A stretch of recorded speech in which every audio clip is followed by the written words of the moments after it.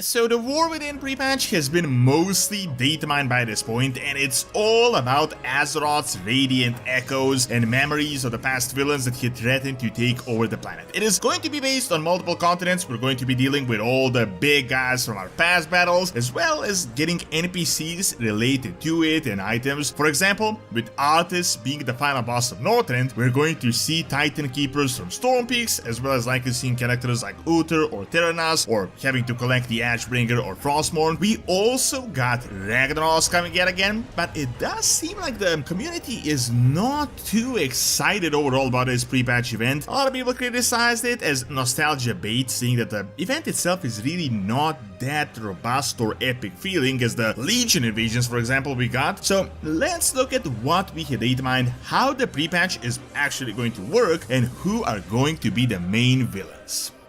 If you want to get Dragonflight or anything else Warcraft related, Gamivo has some excellent deals that you can check out with my link below. Best of all, you can get software, gift cards, a bunch of games at below market prices. On top of that, you can also use my code DORON to get yet another discount, so make sure to check out my link below and grab some amazing deals at Gamivo.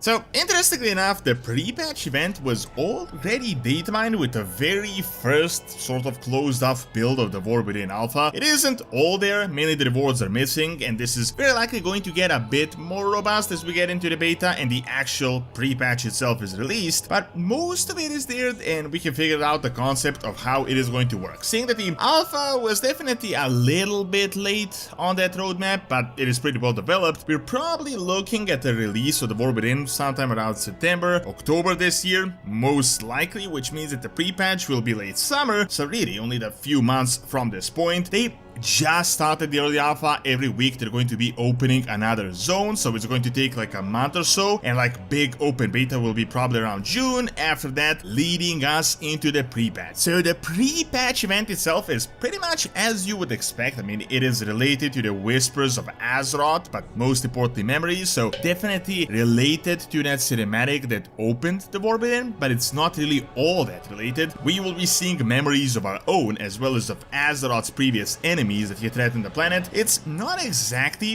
what they said on BlizzCon, as they said that many denizens of Azeroth will start getting the whispers like Anduin and Troll had gotten in that cinematic, like those flashes that suddenly struck. So while these are radiant warnings, it isn't exactly the same. Personally, I was expecting something akin to maybe collective mind control or maybe something a bit more unique, but regardless, let me really quickly sum up how the pre-patch event is going to work. So right now, we're getting events in 3 different places on Azeroth. Keep in mind, this is early alpha, so maybe it will be also happening at others as well, but I don't really think so because it is actually going to be thematic. One happens in Northrend, one happens in Kalimdor, and the other in the Eastern Kingdom. So essentially, every 30 minutes, a Radiant Echo icon will be spawning either in Dustwallow Marsh, Searing Gorge, or Dragonblight. So essentially, for the entire duration of the pre-patch, a Radiant Echo event will be happening at one point in time. As the tooltip says, Azeroth's memories are bubbling up in this zone. Lore-wise, it seems like we're going to be reliving what Azeroth has been through over these 2 past decades. While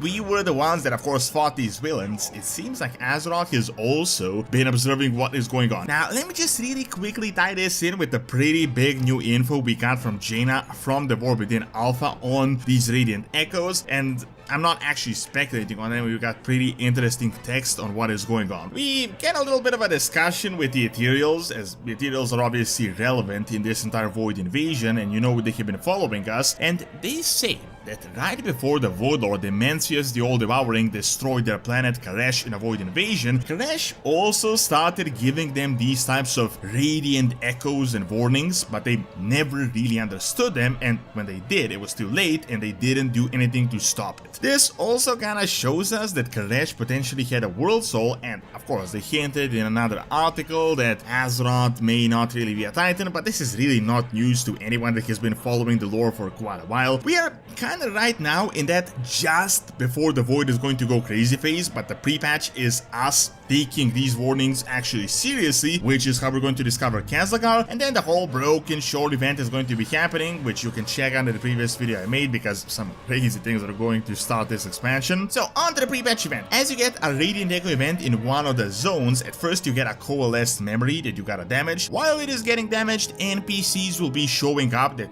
you will have to then fight related to the story. So for example, with Arthas side of things, I'm guessing we're going to be getting the big figures like Terenas or Uther, or maybe even the famous captains Farlick and Marvin. So as the coalesced memory is defeated, the second phase of the event starts. Now you get 6 new events in the entire zone that you gotta deal with, and now it's not just Azeroth's memories, you're getting your own memories from the past as well, so people we have previously fought. Keep in mind, this is now going to be continent-based, so I'm gonna spoil it a little bit here, but for example with Northrend we're going to get Thorim from Stormpeaks, as well as likely 5 other events from all the other zones, so potentially the Rykel, potentially Yoxron or something similar. The way it is set up, it seems like these are the events we had personally seen in the past expansions. Now in these 6 events, it's not just going to be DPSing new smaller NPCs, you're going to be slaying the enemies of the past or settling battles between relevant characters, or even collecting famous items from the past, which is going to definitely be interesting. I'm honestly expecting weapons like the Ashbringer or very likely Frostmourne to be seen throughout the pre-patch. Now, after these 6 events are completed, then the final boss battle happens, and we have datamined 3 final bosses so far. As I said, it's still not certain whether this is all there is to it, but very likely it is. So obviously, we're going to be fighting Arthas in Northrend, we're going to be fighting Ragnaros in the Searing Gorge in the Eastern Kingdoms, and we're going to be fighting on Nixia in Duskmallow Marsh, which is Kalimdor. We had also datamined a few other mobs because, as I said, it happens in only 3 zones, but this is all continent related, so just like how we have Thorim in Northrend, we're going to be fighting the Abomination Stitches in the Eastern Kingdoms. As you can obviously tell, he's not related in any way with Ragnaros or the Searing Gorge as a zone, but it's going to be the part of the Scourge invasion that hit this continent like a few decades ago. I feel like we might be getting some maybe Prince Arthas throwbacks or the Purge of Strackholm or something of the sort, which could be quite interesting as well. Overall though, the reception on this has been kinda hit or miss by the community, and in fact there are quite a few negative opinions, but no one is like really hating it. It's like mainly neutral. Personally, I think that revisiting some older zones, seeing some of the older characters is great, and this appears to be potentially related to the 20th anniversary of Warcraft. I know we're probably gonna get a separate event for this, but you can definitely see the connection. I mean, we're reliving the memories of our past battles from Classic all the way to Wrath, which does seem perfect for the 20th anniversary of World of Warcraft, which is obviously happening this year. The main criticism though is that it seems like a little bit of nostalgia bait to bring in back the old players, and it's not really all that crazy developed, at least from what we could currently datamine. For a crazy cataclysmic event like Legion, we had ongoing invasions all over the planet, but here we're kind of finding memory blobs in mechanics that are not really that much interesting or really that creative. Like, these encounters don't seem to be anything crazy gameplay wise. However, I definitely do feel like this fits perfectly thematically. I mean, keep in mind, Midnight is going to be the Legion, like the Void Legion of the saga. Midnight is when the Void Lords are going to come. I'm guessing that the pre-patch is going to be similar to the Legion one, like we're going to get Void invasions all over the planet. With the War Within, this is sort of like the slow setup, like this is like the start of the saga. At the moment, lore-wise, we don't even know about Khazakar. We're only going to start tracking Zeldat in 10.2.7, which we have datamined with the Harbinger quests, and then we're going to get the pre-patch with this event where Azeroth is essentially slowly telling us to come and help.